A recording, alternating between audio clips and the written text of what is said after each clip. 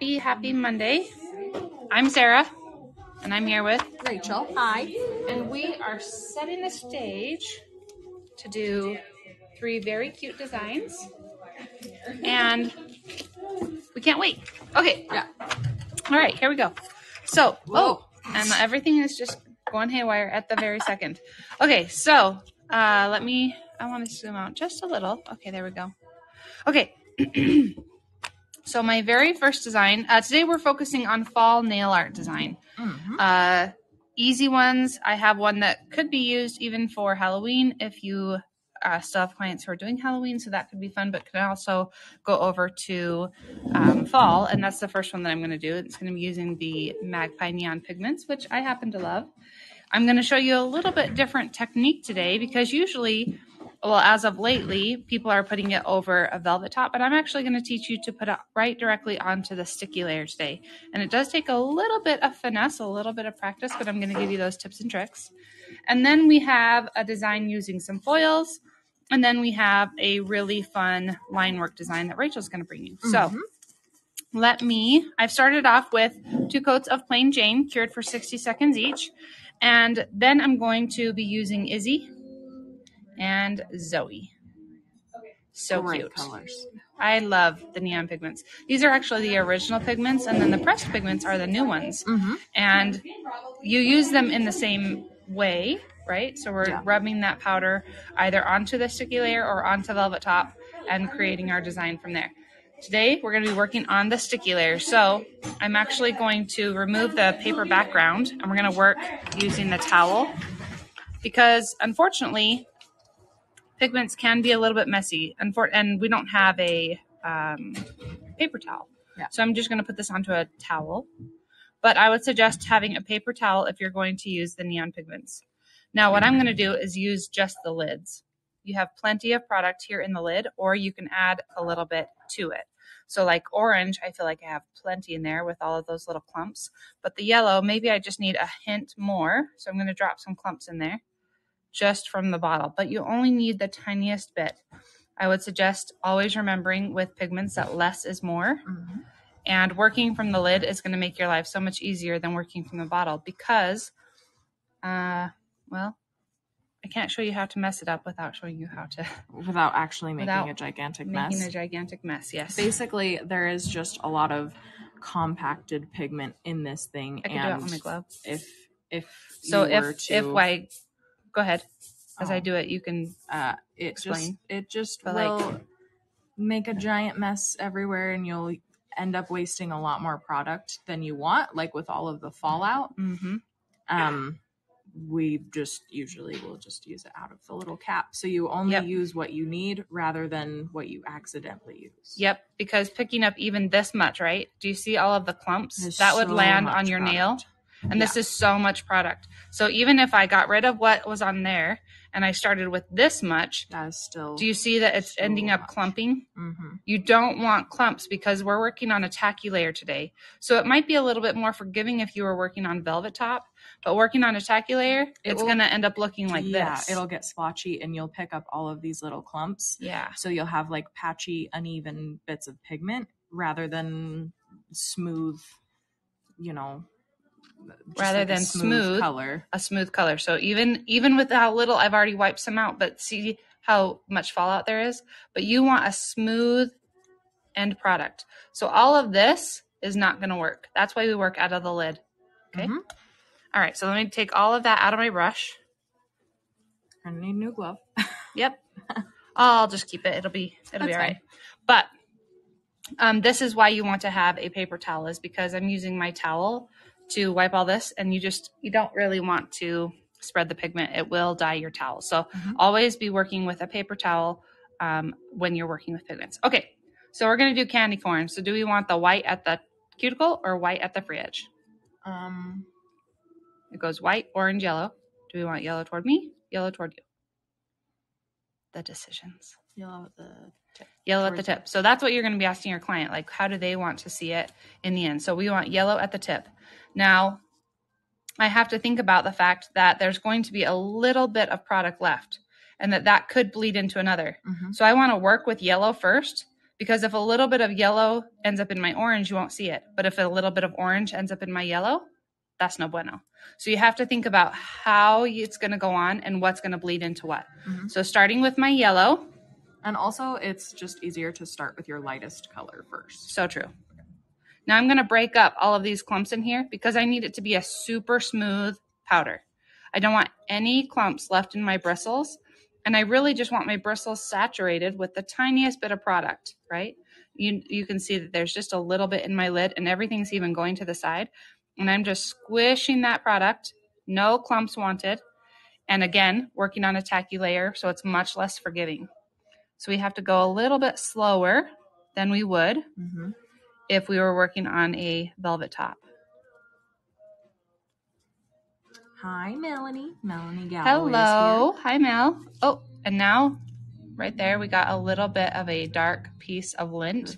Before I go forward, I'm going to, do you have?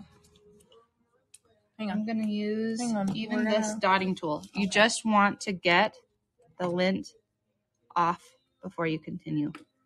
But you have to be oh so gentle because it can't disturb the tacky layer either. Nope. Got it. Okay, so I can see it.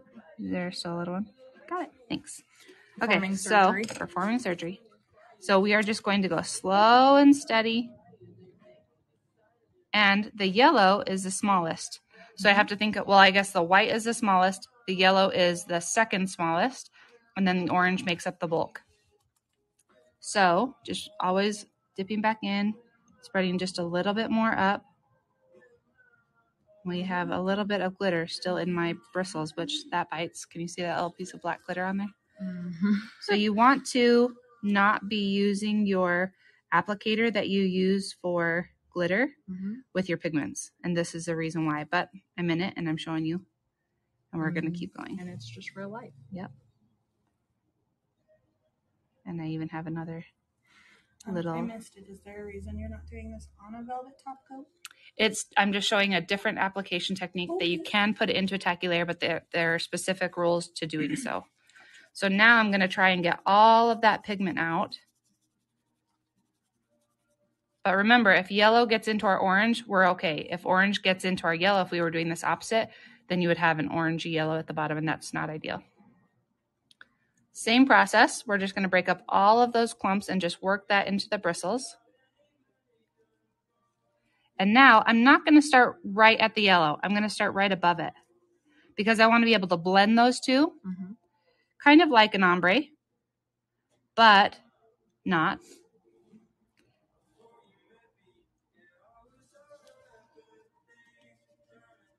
There's something just so satisfying about watching you apply that. I'm so glad.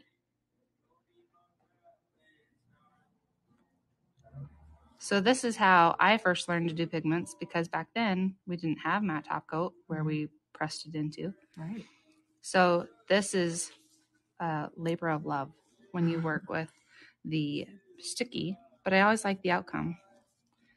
But the biggest tip I can give you is that you can't go in with it right out of the bottle. You have to break up the clumps and work it into the bristles if you want it to be pretty.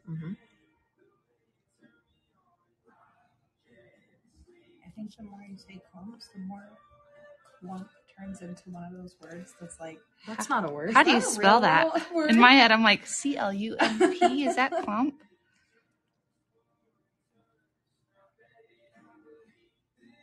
All right, now I'm going to start working and blending my seam of orange to yellow. There we go.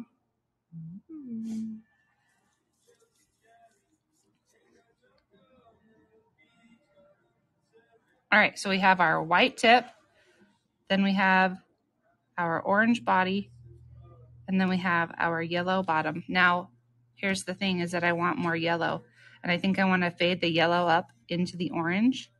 So I'm going to have to be very careful to get as much orange out as possible. I guess not careful, but like be aggressive.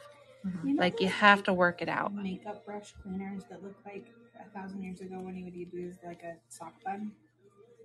A sock bun? Do you know what I'm talking about? Mm-mm. Like the little spongy thing. I wonder if you could use that. Maybe. Brush the same way. Maybe. Because I mean, you're just like eyeshadow's pigment. Mm-hmm. I think it would work. I think maybe. It's worth a try. The problem is, though, is that you always have some sort of gel in your brush That's true. from touching the nail. So maybe it just depends on the cleanser. All right, so I'm happy with that blend. Cute. So what I'm going to do is I'm going to close up your pigment immediately because the last thing you want to do is knock this over with your elbow. Ooh. Been there, done that. We still have green in the grout on the floor. Yeah, we do. It's not a good idea.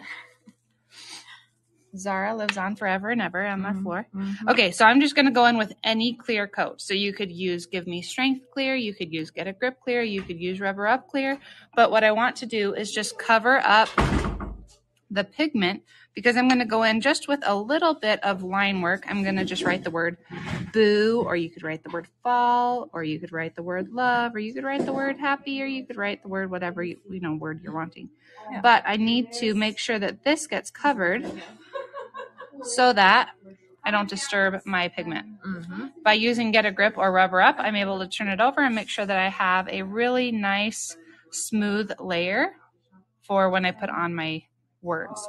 And then this goes in for a 60-second cure. Since we're working on a nail pop today, I think I'm going to just do 30 seconds and that will do the trick. But make sure that when you're working with your clients that you're giving your products a full 60-second cure in the lamp. All right. So you can see how cute that is once you put on that clear layer. I'm going to give this a cure.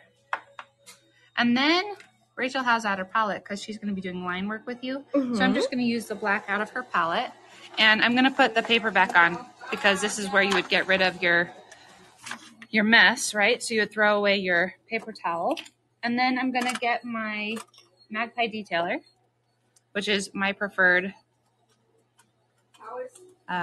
brush. And I'm going to get that ready so that when my nail pop comes out, we can move on to lettering.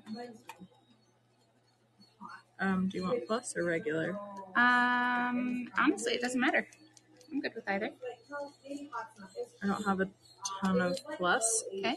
It's just this one that's almost I only need gone. just the tiniest bit, so maybe I'll take a little bit. Okay, so here it is after it's cured. And So cute. I'm going to grab just a little bit of Rachel's paint. That's regular, that's plus. Sure, I'll take either one. So I'll take a little bit of regular. And this is actually quite a bit for the letters that I'm going to create, but that'll be all right. So working that black paint through my bristles. Now, if you had, for instance, I have the can you see it? I have the tiniest hair. Let's see if it'll highlight it. Mm-hmm. It's like right there. I don't know if you can see it in the camera, but there I have a tiny little hair right here. So if you have something or a piece of glitter or anything that you're trying to cover up, one thing you could do is, I'm not going to start my word over here, but I could put a series of dots like this, right? Very Halloween-like. Mm-hmm. And that would be cute. Or I could have made this into a star by pulling down. And I don't know if I can do it now, if I have enough space, but I could have pulled it down this way, pull it up this way, pull it out this way, and pull it out this way and make like a little star. So you can cover up any little imperfection that you might have created while trying to put on your pigment. Because when we're working on that wet layer, it's very unforgiving. It's sticking to the tacky layer, right? Mm-hmm. So you can't take it off because you'll disturb the tacky layer, which will disturb your pigment. So you kind of just have to keep going and think about how you can not repair it, but like kind of make it part of the design, right? Camouflage, yep. One thing that does help though is like going over it with like a glitter top coat, or even a sheer, like, I don't know, like Alba or Sarah or something. Yes. Just like a sprinkle of some sort of iridescent something. So it kind of tricks your eye to look away from it. Right. 100% helps. Okay. So I think I want to do my lettering this way. So then I'll have an S or something over here, which maybe I should give that a quick cure because it is bleeding into my, or do you want into my sticky layer. So I'll give that. Like, do you want to wipe the nail off so that you're not working in the wet layer? Yeah, maybe I'll do that. I got you. Thank you. So when we're lettering, and if you want it to stay crisp, then, so you have your, when you're wanting it to stay crisp, then just remove your wet layer so that, your tacky layer, so that it won't bleed. Like my little dots were bleeding, and I didn't want that to happen when I was writing my words. Mm-hmm. And so, well, we're going to cover up. Maybe now you can see I have a little hair in there, tiny little black hair. So I'm just going to put dots because that feels like it goes with the word boo, which is what the word that I'm going to use. So just 3 little dots. And then I'm going to write the word boo.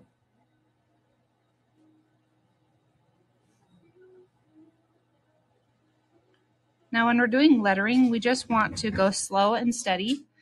And you want to anchor your finger right here with your fulcrum finger. So your pinky is usually your fulcrum finger. So wherever it's going to land, wherever that is most comfortable for your hand, then you want to hold on.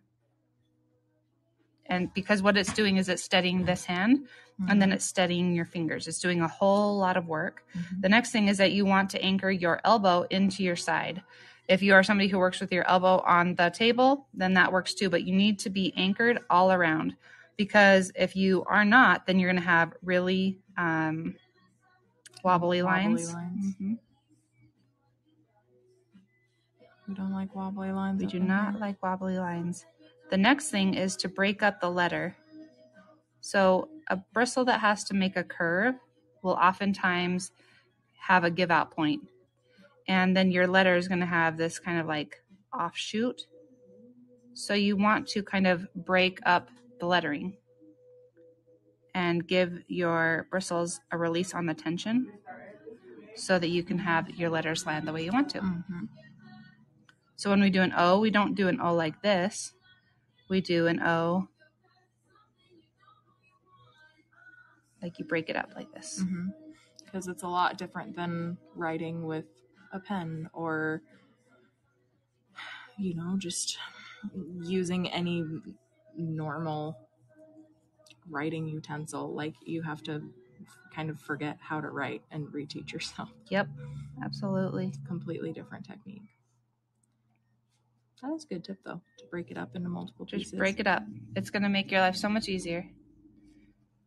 And same with, like, if you're just doing shapes, you know, if you're doing circles or if you're doing, you know, any kind of, like, oval, anything that has that, like, super tight, round, like, there's no corners. Like, that is something that you have to think about. Like, you have to break it apart. Some people even, like, map it in sections. Like, they'll make, like a little T and then go around and make, like, a perfect circle. I've seen that done, especially when people are making Mickey heads. Oh, yeah. Because Mickey heads are so tricky to not make them look like a bear. Now, here's where it can get fun and you can get really intricate with your lettering. Like if you wanted it to be more calligraphy-like, then one side has more and then one side has less. So you can go in and add more, or you can just keep it all fine script, whatever makes your heart happy. And then once you're happy with that, you're going to put that in for a 60-second cure. And again, you could write fall, you could write happy fall, you could write whatever you wanted. You could put hearts. Yep, boo's good. Because candy corn actually works all the way through till Thanksgiving. So if people are wanting a little bit more whimsy, even after Halloween has come and gone, then that's always fun. Now, Rachel, when she mentioned that sparkly top coat, that made me think like, oh, yeah, that would be so cute. So I'm actually going to use Top It Off Hollow Glitz just to show you that even if you didn't write the words, how cute it could be and how it camouflages slightly that little hair or a little piece of glitter that might have gotten in when you're working with pigment and a tacky layer. But even when you're just doing some sort of fade like this, and there's a lot of contrasting colors, like orange to a white, you know, like a neon orange to a white and then to a yellow. That's a lot of contrast that you're trying to fade together. So this kind of helps blend it together because it kind of refracts that light. So true. So true. It's so cute with I don't know if they'll be able to see the glitter so well, but it is really cute. So cute. Feels very festive when you put that glitter on there. So I'm going to give that a full cure. And then I'm going to let Rachel start in on her design, and then we'll end with a easy foil design. Yeah. Like she said, I am doing a line work design. So it's actually going to be pretty simple, pretty easy. But there's just like a lot of lines, but it's not like a super intense plaid. But we are doing a plaid. We're doing kind of like a Burberry style plaid. So more of like the nudes, black, white, and a little bit of like a berry color. I love Burberry plaid. Right. It's so cute. And it's a very fall design. Yeah. So I have Fanny Annie is my base. Thank you. You're welcome. I just have 2 layers of Fanny Annie, and then I'm going to use just a little dot of Halle Berry from the new collection. And that is going to be my pop of color in this. And then I'm just going to use my black and white gel paint. But I think I'm going to save this little dot of color for kind of like the end to go over everything else. And I'm going to wipe off my sticky layer so I don't have any lines that are starting to bleed out or anything like that. I always like to show Rachel's palette because it is a nightmare right now. Well, because it Rachel tipped over, so there was some spillage. Rachel takes, her color theory very seriously, and she likes to learn color theory, and she likes to match colors. So she has created all of these colors using these colors. Mm-hmm. So whenever she is doing like a specific green and she needs to make that, then she'll mix these colors over here and a little bit over there. Yeah. But all of these are Magpie gel paints. Now, the ones that are in this part of her palette, they do have the core colors from the Magpie gel paints, but then she's created her own using color theory techniques. Yeah. So be creative is what I'm encouraging you to be. Yeah. Yes. I am not going to leave this whole bad boy open, so I'm going to just grab a little bit of black and white, but I am actually going to mix because my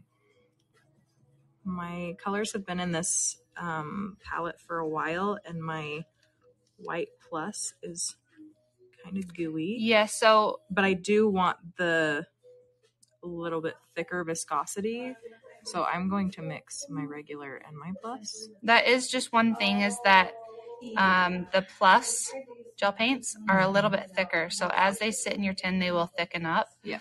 But the regular paints, they stay really nice to work with, nice to paint with and everything, even if they're left in your tin. You do want to keep this away from light so that it doesn't cure. But as far as, thickening up, we've had these tins over a year.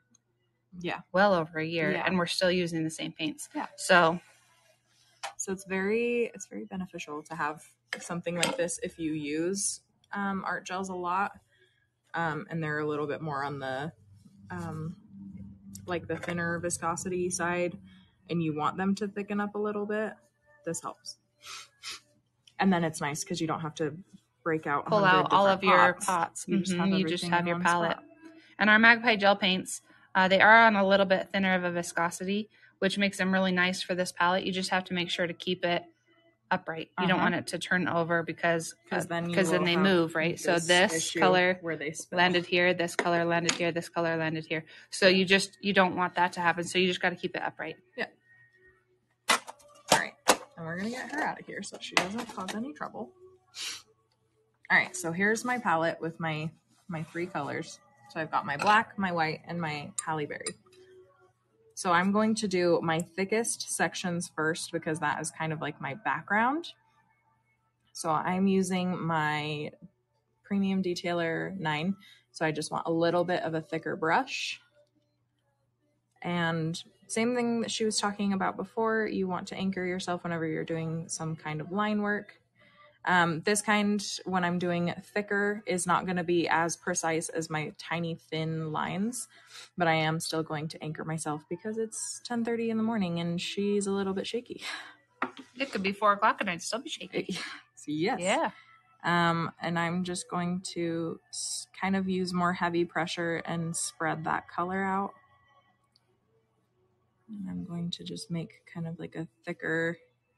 So you are letting your bristles splay so that yes. it will spread that product for you. Yes, because this I'm just trying to get all of the product that I got in my brush onto the nail. Mm-hmm. And then I will go around once I've got it all where I want it, and then I will kind of clean up that shape. Go a little bit slower. And much less pressured. I can see that your bristles have come back together and you are using much less pressure. Mm-hmm, mm-hmm. I like that.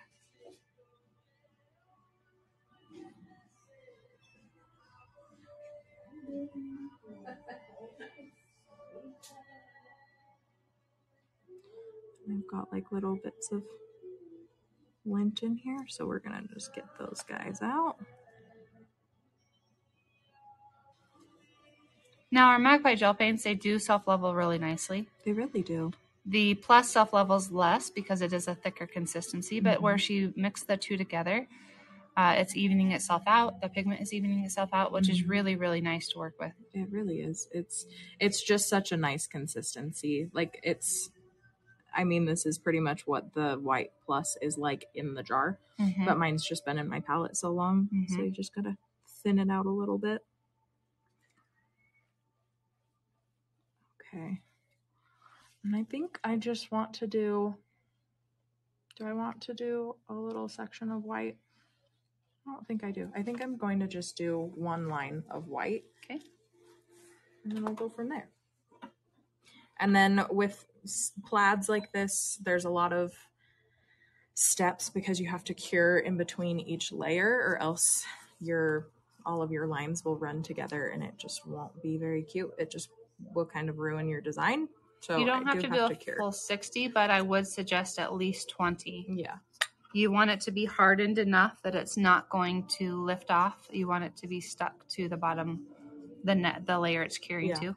When I'm doing this on a client, usually I'll just do one hand at a time. So once I do this section, I'll have them cure and then go to the next hand. So by the time that hand comes out, it's been the full time. Yeah. That's a good tip. Yeah. Okay. And then we're going to just use the regular striper. So it's just a little bit thinner, a little bit more precise. And I'm going to work the black into this brush. Just kind of wiggle it through so that it's fully saturated. So I don't have to have a ton of product on my brush. And what we're going to do is we're going to do a black line on either side of the white and then one down the middle. Cute. And I usually work from either from the middle to one direction or from left to right. I never work right to left because I will end up sticking my finger in it.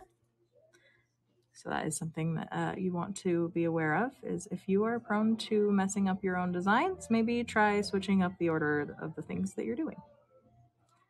I think that's something you learn as you go along. Yeah. But hopefully, even if saying that, hopefully people start to even think about it, because so many times that fulcrum finger messes up anything that happens on this side. So I have to give a cure thinking ahead that my finger could touch it. Yep. And it is always funny. My clients are like, do you want me to cure this? I'm like, nah, it's good. And then 5 seconds later, I just end up sticking my whole finger on their nail.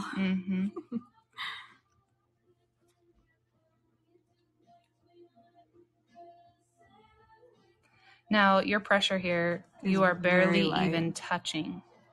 And I'm just kind of breaking it up into little strokes so that I don't have any, like you can see on my brush, there's like a bead of that product. I don't want that to touch the nail. Got it. Because then it'll mess up the thickness of this line. So I kind of break this up into just little strokes.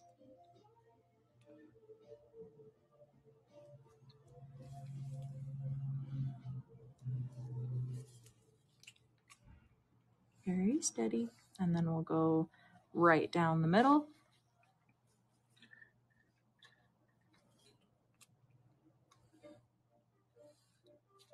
And this one, I am just trying to be very, very steady, but I am not watching where my brush actually is.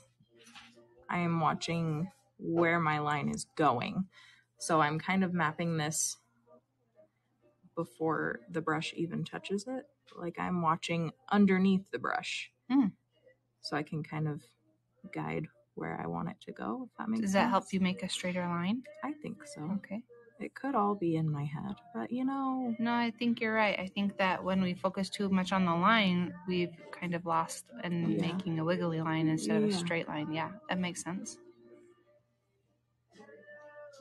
I also think it's down to, when you give a high five and you look at your elbows and it works every time. But when you look at the hands, sometimes you miss it, right? Mm-hmm. It's that same idea as you look where it's going versus where it's at. Yeah. Mm-hmm. So when I'm doing a more horizontal line. Oh, that way towards you? Sorry. Mm-hmm. When I'm doing a more horizontal line, I usually will look at my right here on my nail art brush because that is the straightest line. And so I am following where the line is going rather than where the tip of my brush is. So I also want to point out that you're moving this part of your hand. You didn't move your entire hand. You were like pulling the bristles across. Yeah. Pulling it down. Yeah. Pulling it. And some people will rotate the nail. Some people will move their whole hand. Some people will, just move one single finger. It kind of depends on what kind of line work I'm doing. If I'm doing thicker or thinner. Where I'm doing thinner, I usually will keep the nail as steady as I can and only move my hand. Mm-hmm.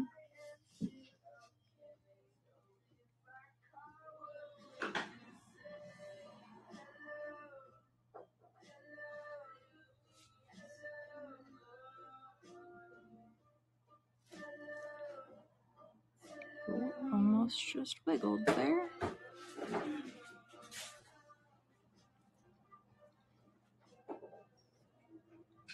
If you did wiggle, how would you fix it? Because there would be no reason to take all the lines off.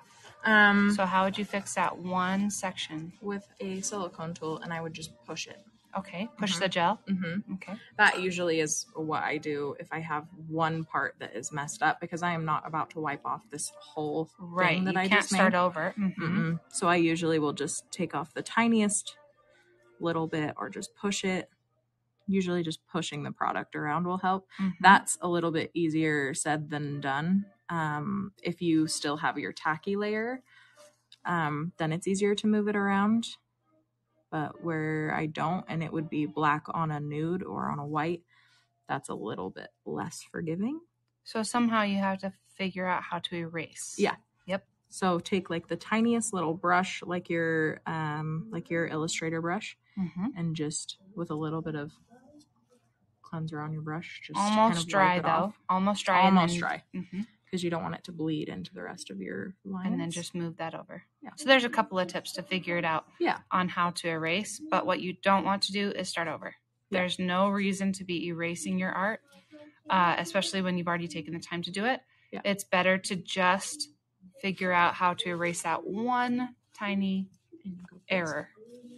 Yeah, because ain't nobody got time to start over when you're doing a design like this. And this is where time is money. Yeah. If you start over, now you're running into your next client, all of these things. And then you just get frustrated, and then your client gets fidgety, and then blah, blah, blah, blah, blah. It really all goes downhill from there. Mm-hmm. Downhill from there.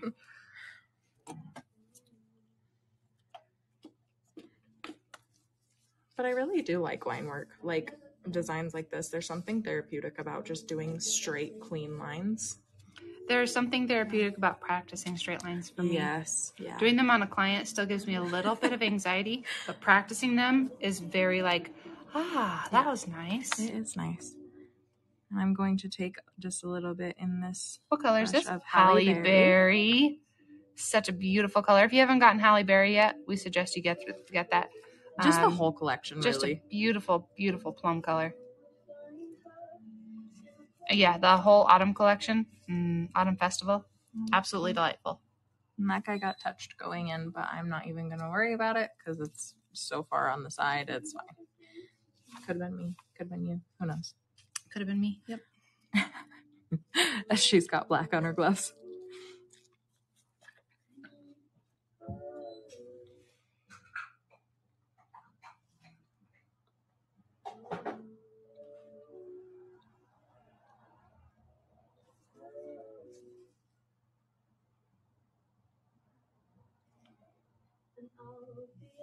Burberry plaid for the win.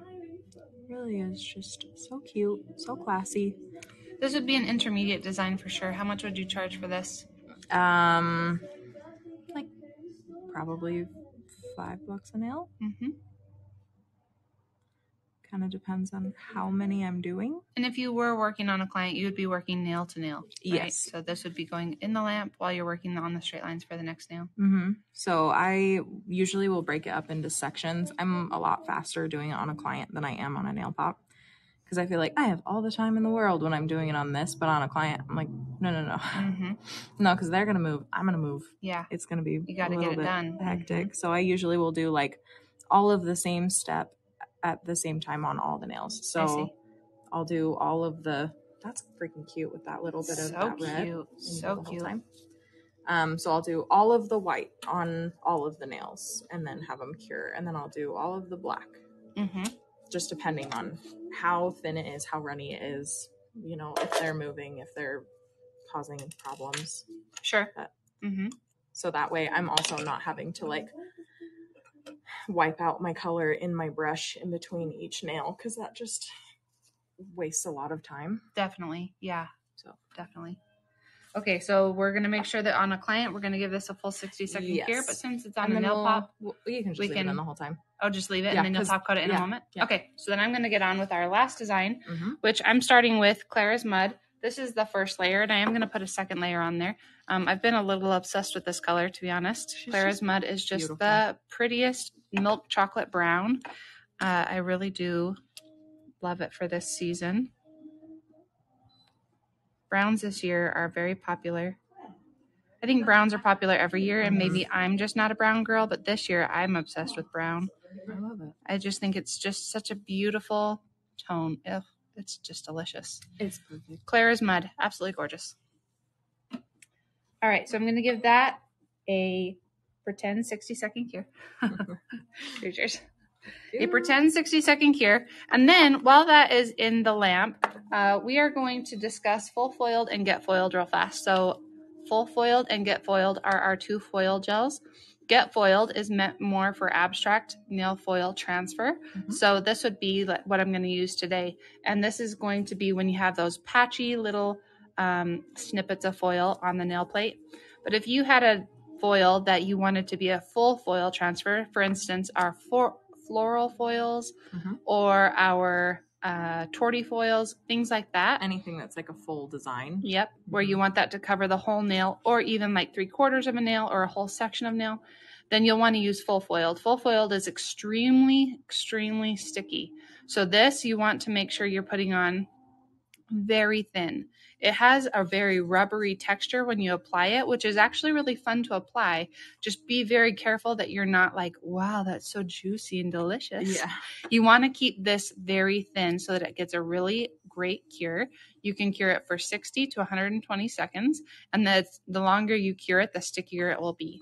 So depending on what type of foil and how easily it transfers is dependent on how long you want to cure that for. Now, get foiled is a little bit more forgiving as far as its rubbery texture. So I'm just going to apply a thin layer because we don't need it to be thick. I'm going to apply this over my Clara's Mud, just in a thin layer. And then I'm going to pop this into the lamp. You can cure this for also 60 to 120 seconds. The longer you cure it, the stickier it becomes.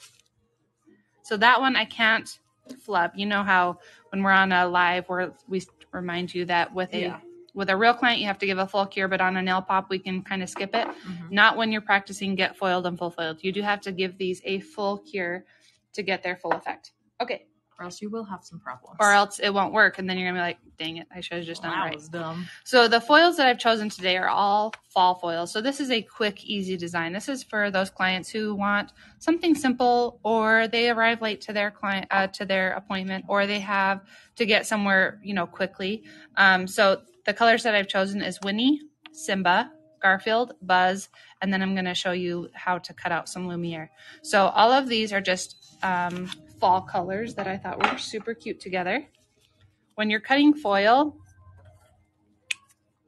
We like to keep things in their jars on display so that our clients can see them. So when you're cutting foil, you just unravel just the middle just a little bit. I wouldn't pull out too much because you have to get it back in the jar. So if you pull out a lot, it just takes longer to wind back up. So just a little bit will do the trick, and then you just cut off a little, and then this can go nicely back onto your shelf. I've already pre-cut the other colors, and I have those here. And then my Get Foiled is almost done. Are we ready? Okay. So my Get Foiled has cured. Now using these colors just in random pieces, what we want to do is we want to touch it and pull up. Touch it and pull up. See that kind of flick to my wrist? You don't want to like peel it up because it doesn't stick. It doesn't right. You want to give a little bit of a push and pull. Push and pull. Like a Band-Aid. Just rip it Yeah, like a Band-Aid. Now, depending on how sticky this is, you can even like ever so slightly. So I feel like this actually needs to go in the lamp just for a couple more seconds. Okay. And that way it gets even stickier.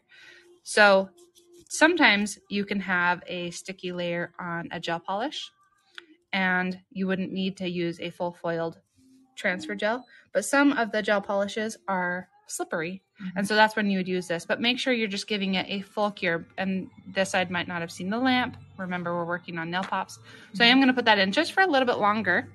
And then using that same technique, we're just going to kind of pat that right onto the tacky layer.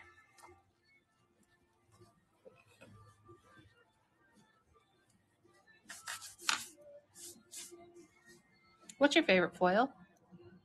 Oh, that's like choosing a favorite child. I know. I go with the classics. I'm a Liliane kind of guy. Oh, yeah. But I also love Charles and Prince. You do love a silver and a gold. I do, but I love the matte ones. I think they're so pretty. The matte ones are so fun. All right, this one's Simba. We're just going to tap that on there. There we go. Ooh. So cute. And then we have a little Garfield action. Yeah, that one is so fun. And then a little Lumiere.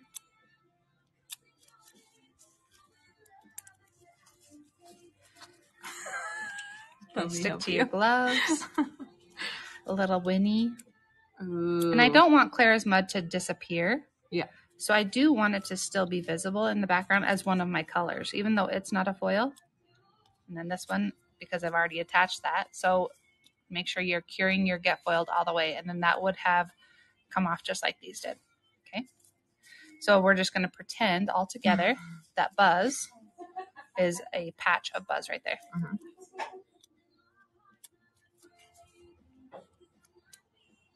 Okay, there we go. And then we're going to go in with, I like to cover these with a layer of gel and then my top coat. You don't have to. You do not have to encapsulate your foils, but I like to. I think especially where you're using that, like that Get Foiled or the full foiled, just a little bit of extra structure so it doesn't peel away. Yep. And then you'll give that a full 60-second cure, and then you would finish it off. I'm actually going to finish it off with velvet top instead of a shiny top coat, just because I think that shiny foils under a matte top coat are fun. They really are. Yeah, I think it's something different. So we're going to just give that a try. What is your favorite foil? Ooh, well, I really like Florin, which is a flower one. Really? And I really love Miguel, which is the blue Moroccan style. Yeah. And I really love Donatello, and I really love, of course, I love the classics like Liliane and all them. They're all great. Yeah. Right. But I don't know. I think those you are like a pattern foils like are so Otis fun. Girl. I do love Otis. Oh, and I also love Olaf. Olaf is so cute in the wintertime. Yeah, that is very cute.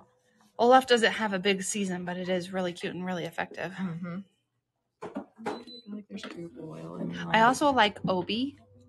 Oh, I love Obi. Ooh, you know who I love? I love Christian. I also love and Scooby Doyle. Oh yeah. Those lacy ones. So when we're using velvet top, you want to make sure that you're removing the tacky layer. Why?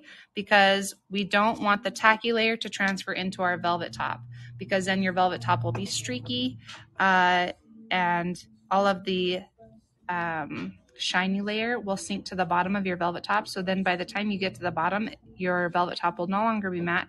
It will be shiny. So make sure you are removing the tacky layer no matter what. Even if it's a clear gel, you want to remove the tacky layer so that your velvet top will stay matte. So in that goes. Thank you. Yeah, there's some really good foils. I think that they're so fun. And just understanding the foil gels will help with that so much. Okay. We're going to go over the designs that we've done. We did beautiful line work with Rachel, a Burberry plaid. How cute is that? So cute. And then the point of this one was to work with the pigments, making a little candy corn design. You can use the pigments for all kinds of things. And the same, even though I used loose pigment today, you could use this same technique on a sticky layer with the pressed pigments. It all applies the same, but there is a difference of working on a tacky layer versus working on a velvet top. And then we did a cute little easy, very quick salon foil design. You know what that looks like? It looks like fall leaves. Fall leaves, yep. A poor man's fall leaf design. Super, super easy. And actually one thing you could do is now go over, because our gel paints cure without a tacky layer, you could go over and you could outline these and make them into leaves. Cute. Which would be really fun and easy. Do some cute abstract leaves. Yeah, that's very effective. Very, very simple. Anyway, that is what we have for you today. Thank you for joining us. All of these products are available here inside of the Magpie USA app or at magpiebeautyusa.com. And next week, you will find us over on Instagram at 10 o'clock Mountain Time. Have a great week. Bye.